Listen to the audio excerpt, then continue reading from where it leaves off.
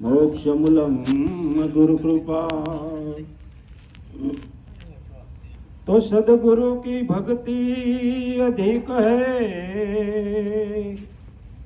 सदगुरु की भक्ति अधिक है, शीश सौंप बिन भक्ति न होय। अन रहे अवधूत आशा तन की तजे, रहे अवधूत आशा तन की तजे, आशीष समर्पण करे तब भक्ति पावे।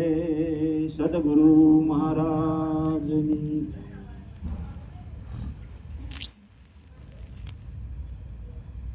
આપણા બધાયના પ્રેમી એવા પ્રકાશભાઈ અને મંજુબેન, એમના ઘરે આજે આ ભજનનું જે આયોજન રાખ્યું એમને પ્રેમથી બધા મહાપુરુષો સંતો ભક્તોને બોલાવી અને જે આનંદ જે એમણે કર્યો અને બધાને કરાવી રહ્યા છે એ બદલ એમના પરિવારને ખૂબ ખૂબ ધન્યવાદ.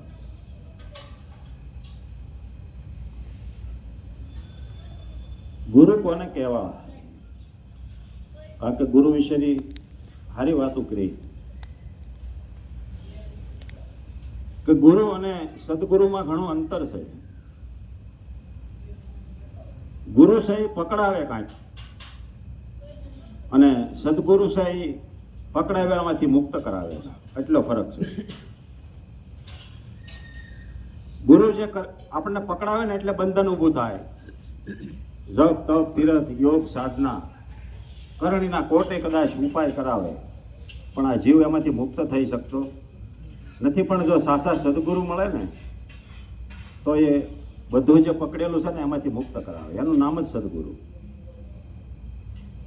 એટલે એક શબ્દથી પકડા થાય છે અને એક શબ્દ મુક્ત કરાવે છે. શબ્દ તો શબ્દ જ છે, શબ્દમાં કોઈ ફરક નથી. પણ જ્યાં સુધી પારખ પોતાને ન હોય ને ત્યાં સુધી પકડાય, અને જો પારખ પોતાને આવે તો એ શબ્દથી જ પાછો મુક્ત થઈ જાય છે. એટલે એવું કીધું કે શબ્દ શબ્દ મેં આંતરા, ચાર શબ્દ સિત દે, જો શબ્દ હરી મિલે વહી શબ્દ ગ્રહી લે. કારણ કે શબ્દના તો ઢગલા છે, શબ્દના કોઈ તૂટો નથી શબ્દનો. આ જગતમાં શબ્દ જ બધા બોલે, પણ આપણે કયો શબ્દ ગ્રહણ કરવો? જે શબ્દ સદગુરુના મુખમાંથી નીકળ્યો હોય અને જો આપણે સુધી પહોંચી જાય, જે સુરતા ધારણ રાખીને જે બેઠો છે શિષ્યના ભાવે, તો સદગુરુનો શબ્દ ત્યાં જ જાય છે. કારણ કે એ સદશબ્દ જે છે ને એના માટે પાત્રતા જોઈએ. શું જોઈએ? અને એ પાત્ર હોય ત્યાં જ જઈને ઊભો રહે. પાત્ર વગરનો એ રસ ત્યાં ઠરતો નથી. કદાચ પકડાઈ જાય, આમાં આ કાનથી સાંભળી લે અને યાદ રાખી લે, પણ એ ઠરતો નથી. એના મૂળમાં આપણા જ્ઞાનના મૂળમાં આદિગુરુ જગત શંકરાચાર્ય છે. મૂળમાં આપણા આદિગુરુ શંકરાચાર્ય આપણા જ્ઞાનના મૂળમાં એ છે. હવે એમણે 3 પ્રકારનું જ્ઞાન કીધું છે. એક પ્રોક્ષ જ્ઞાન કીધું છે, એક પ્રત્યક્ષ જ્ઞાન કીધું છે અને એક અપ્રોક્ષ જ્ઞાન કીધું છે. હવે 3 પ્રકારના જ્ઞાનમાંથી આપણે કેમાં છે એ પોતાએ વિચાર કરવો પડે. એની પારખ પોતાને હોવી જોઈએ.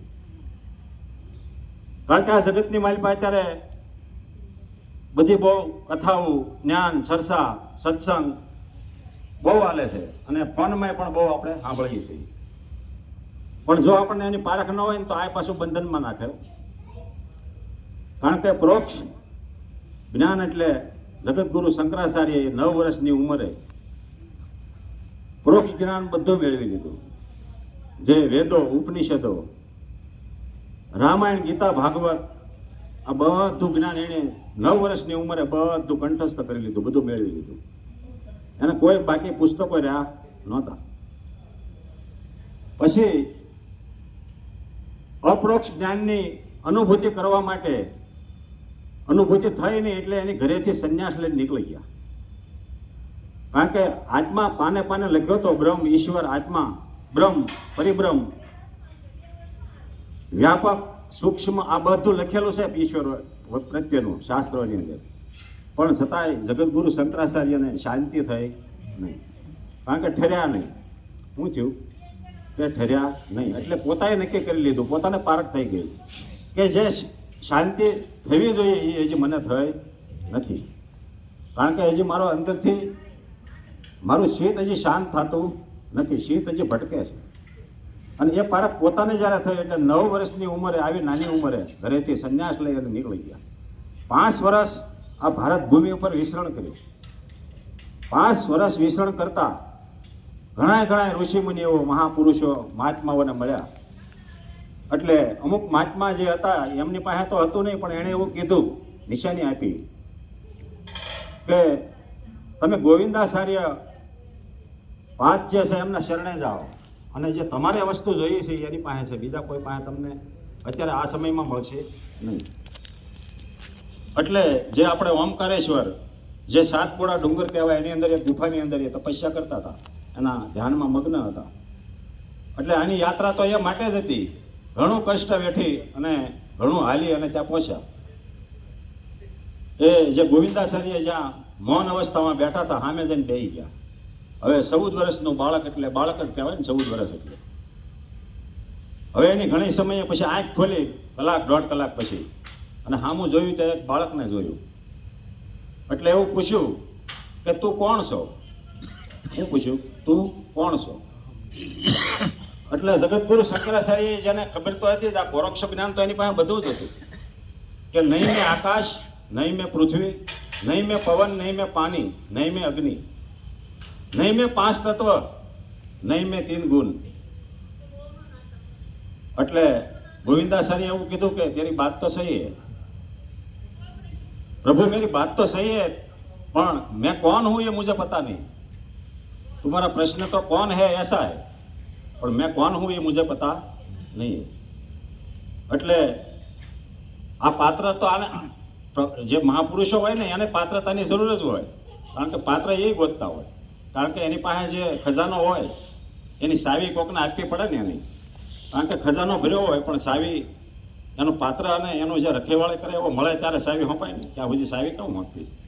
અને એને ખબર પડી ગઈ કે આ જે મારી સામે અત્યારે જે આ પાત્ર આવ્યું છે ને એ કાંઈક લોક કલ્યાણ કરી શકે એવું છે પાત્ર.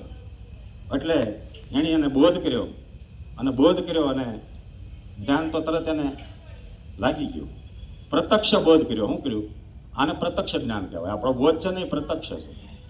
હવે પ્રત્યક્ષ એટલે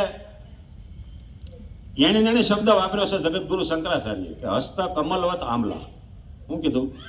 હસ્ત એટલે હાથ થાય, અને હાથમાં આંબળું તમે આપી દો, પછી તમે કોકને પૂછો કે કદાચ કે આ આંબળું કેવું હોય, એનો કલર કેવો હોય, કેટલું એનું કદ હોય, ખારું, તીખું, ખાટું, મીઠું કે તુરું, આવો એનો સ્વાદ કેવો છે, આવી આપણને ખબર હોતી નથી. છોકરાને પૂછી ખબર કાંઈ ન હોય.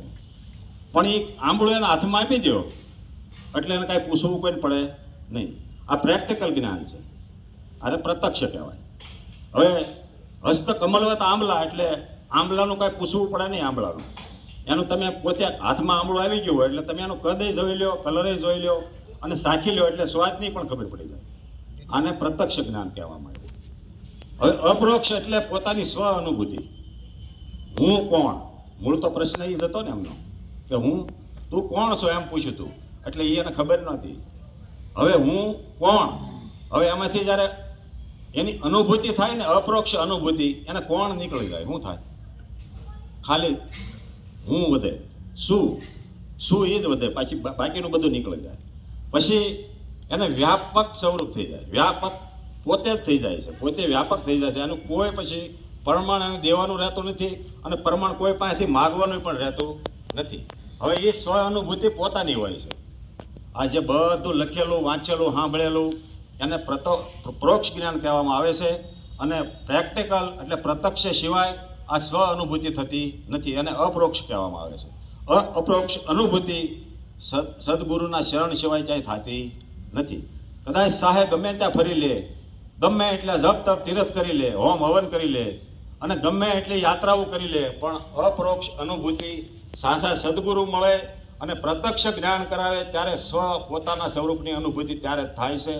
કદાચ સાહે ગમે તેટલી કોશિશ કરી લે આ જગતની માલિકા, કારણ કે જગતગુરુ શંકરાચાર્ય એવો મેઘાવી પુરુષ હજી આ ભારત ભૂમિ પર બીજો કોઈ થયો નથી. આવું આપણા બધા સંતો કહે છે.